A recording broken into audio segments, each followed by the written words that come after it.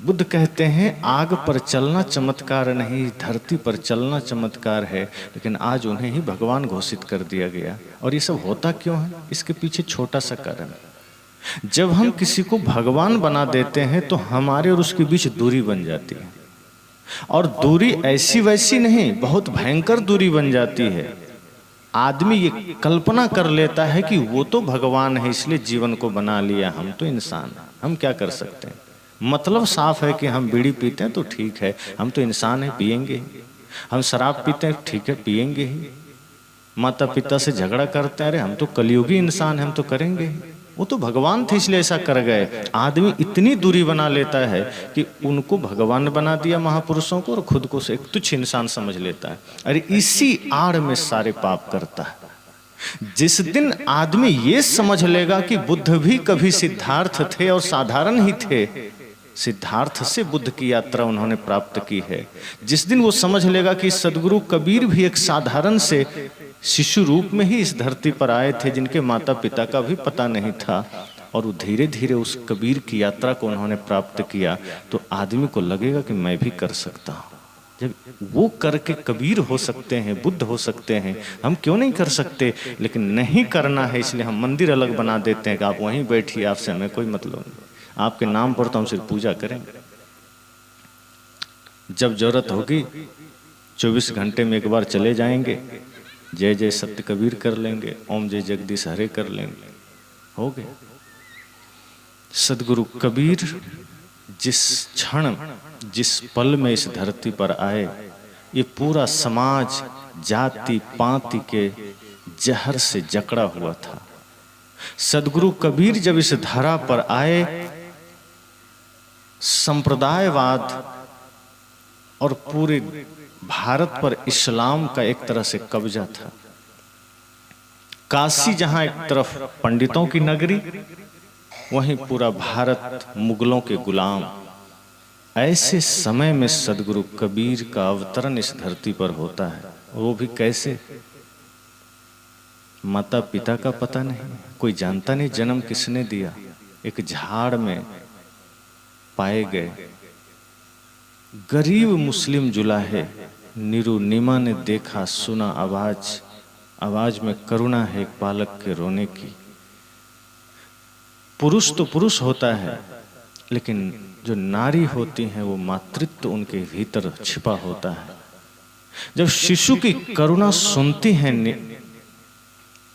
दोनों पति पत्नी, दोनों के हृदय में पीड़ा होने लगती है। यद्यपि अभी विवाह ही हुआ था, लेकिन फिर भी उनके मन में शिशु की आवाज सुनकर के करुणा जागृत हो उठा, और वो खुद को रोक न पाए और उस शिशु को घर ले गए। आज इस तरह कोई शिशु कहीं मिल जाए तो वो अनाथ में गिना जाएगा, वो अनाथ है, कोई माता पिता नहीं है, कहीं आगे पीछे कुछ नहीं। अगर हम सत्य रूप से कहें तो सदगुरु कबीर उस समय अनाथ ही तो थे, कोई माता पिता नहीं। एक गरीब मुस्लिम जुलाहे ने, दंपत्ति ने उठाया, घर ले गए, पाला पोसा, जो उनको जुटा, खिलाया पिलाया, शिक्षा दिया। लेकिन जब पढ़ने का समय आया तो ना तो मुस्लिम मौलवियों ने स्वीकार किया, न पंडितों ने स्वीकार किया कि हम नहीं पढ़ा सकते। जिसका जन्म का पता नहीं, जिसके माँ बाप का पता नहीं, जिसके गोत्र का पता नहीं, जिसके खानदान का पता नहीं कौन जाति का होगा, पता नहीं शूद्र है क्या है, ये समझकर दोनों ने ठुकरा दिया, मौलवियों ने भी और हिंदू गुरुओं ने भी। वो निरुनिमा को लग रहा है कि हम क्या करें, अपना पुत्र नहीं है, पर इतनी करुणा भीतर है कि वो सोच रहे हैं किसी तरह हम इनको शिक्षा तो दें, किसी तरह इनको विद्यालय तो भेजें। और यह सोचकर वो जगह जगह द्वार द्वार पर जाते हैं, जगह जगह जाते हैं, जिनका नाम सुनने में आता है वहीं पहुंच जाते हैं कि कम से कम आप तो कुछ कर दो। बड़ी मुश्किल से एक मौलवी पहुंचा। निरुनिमा ने कहा, हमारा एक बच्चा है, इसका नाम तो रख दो। कहा जाता है कि जब उसने सदगुरु कबीर का नाम खोजना चाहा तो कबीर नाम निकल कर आया।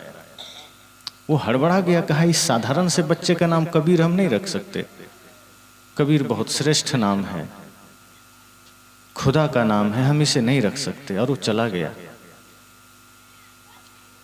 निरुनिमा निराश हो रहे हैं, परेशान हो रहे हैं। धीरे धीरे सदगुरु कबीर बड़े भी हो रहे हैं।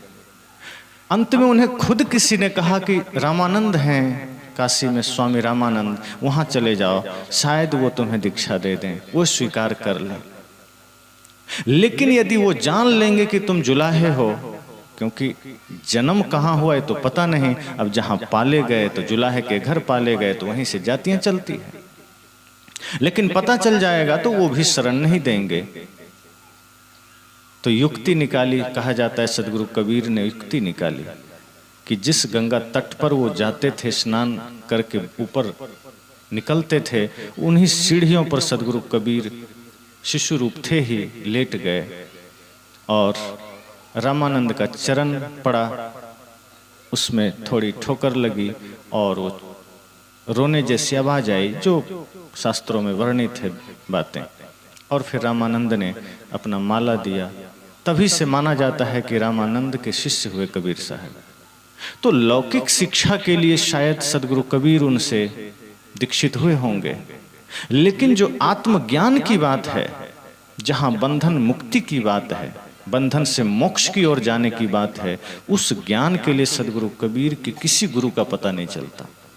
लौकिक कुछ शिक्षाओं के लिए रामानंद को उन्होंने गुरु जरूर स्वीकार किया, लेकिन जिस क्रांति को उन्होंने जागृत किया, जिस मानवतावादी विचार को समाज में जगाया, उसका उन्हें कोई गुरु का पता नहीं चलता। अब ये बात स्वाभाविक है कि कहा जाता है कि जो पूर्व का संचित संस्कार होता है, जब वो जीव का जागृत होता है तो खुद उसका विवेक गुरु बन जाता है, किसी गुरु की जरूरत नहीं पड़ती। सदगुरु कबीर को सिर्फ लौकिक शिक्षा की जरूरत थी, एक संरक्षण की जरूरत थी जो रामानंद जी ने दिया, क्योंकि रामानंद जी तो खुद ही मूर्ति पूजा में लगे थे। वो तो कहते ना, रामानंद राम रस माते कहीं कबीर हम कहीं कहीं था के। सदगुरु कबीर तो कहते कि तो मूर्ति पूजा में लगे हैं, लेकिन हम कह के थक गए, गुरु जी छोड़े नहीं। तो सदगुरु कबीर को बंधन से मुक्ति का ज्ञान देने वाले कोई गुरु नहीं।